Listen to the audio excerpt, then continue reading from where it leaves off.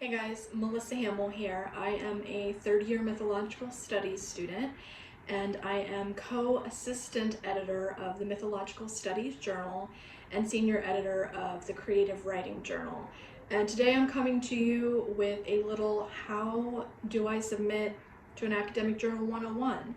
So grab a cocktail. This is obviously going to be the ride of your life. Let's get started.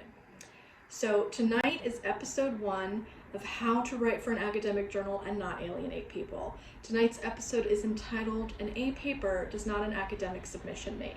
So we're going to talk about the differences between writing an A+ academic paper, which we all know you can do, and an academic journal submission. So let's assume that you are reworking a paper that you've already submitted for class. What's going to be the major distinction between the two? All of the research that you've done, you're going to do more, okay? Just like don't come at me. I'm just telling you. You're going to want to excavate 2 or 3 levels deeper. So an academic journal submission is going to be extensively researched. It's going to be conceptual in nature, whereas a research paper is going to be more of an examination of your viewpoints around the paper's topic, a given framework, etc. and so forth. So you want to substantiate your research with supporting evidence, and that ties back into, again, excavating 2 or 3 levels deeper than you would have with your academic paper. Okay, so here are some things to consider if you're revising an A paper that you've already submitted to a class. Number 1, interesting leads are fine. They're actually encouraged. However, it is essential to have a strong, clearly defined thesis out the gate. We want you to outline your main sources and theoretical lenses that you're using in your introductory paragraph. Again, you're coming out of the gate strong. We want your readers to easily be able to discern where your essay's headed.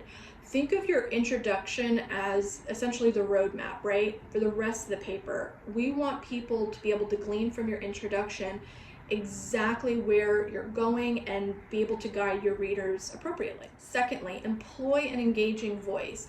Please be careful not to be quote unquote clever, okay? Don't do too much, don't be extra, and don't be colloquial at the expense of your credibility or clarity. It's important to know the main points you're making, get to them quickly and clearly, and always maintain an academically appropriate tone. Okay, thirdly, be extremely careful when using first person language or engaging readers with the pronoun we. There are papers and instances where this is appropriate and others where it's not, and more formal speech tone, research tone would better serve you and the topic. Chris Downing, as we all know and love, is notorious for being able to execute I and we language at an academic level. We all strive to be her.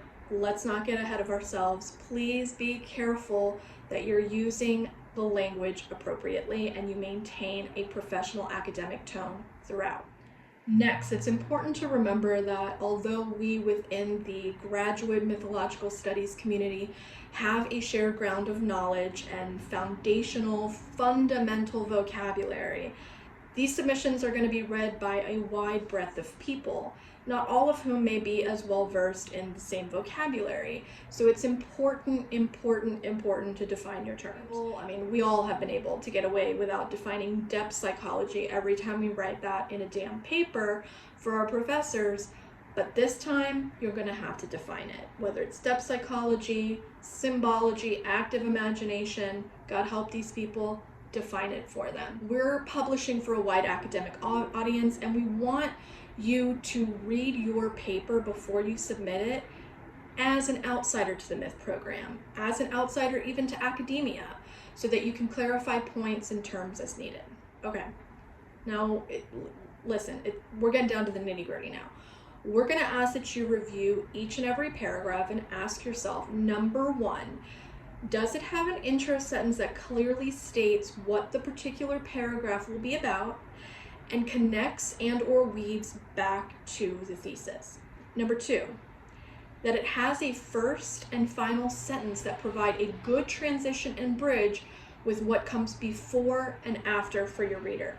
Number 3, have quotes and textual evidence always followed always followed by a clear explanation of how that material supports your points. Please look over your entire, this is a given, but it has to be said. Please look over your entire paper when you're done multiple times and make sure it fits MLA 9. Yes, God help us, we're up to 9. I don't know when it will end.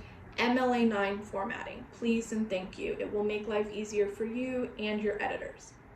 Speaking of MLA 9, make sure that you attend closely to your works cited page. Remove any sources that did not make the final cut before you submit it. And make sure that everything, double check, triple check, to make sure that everything made it into your essay is represented in the works cited. Have a friend or two, a colleague who is a decent reader or editor. Give your paper a once over before you submit it. It's always good to have outside eyes on it. Take their feedback seriously. Don't take it personally. Remember, even the best writers need awesome editors. It's impossible to be completely objective about our work, so a great written end product, always a team effort. Here's some additional tips. You can always look back at previous mythological studies journals or any academic journal that is of interest to you to get an idea for formatting, content, language, tone, etc.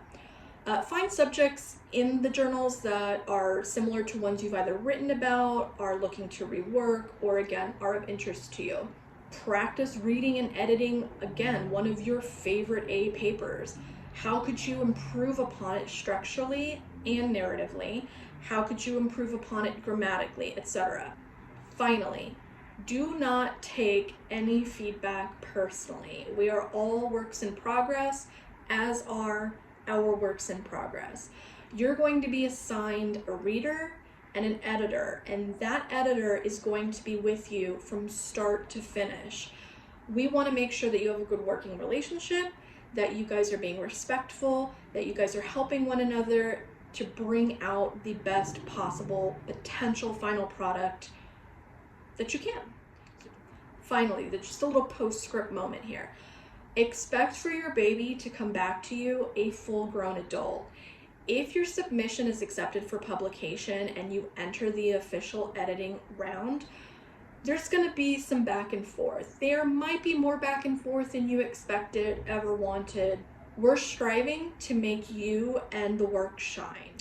Thank you for watching, and stay tuned for episode 2, what even is an abstract and how the hell do I write one? See you guys soon.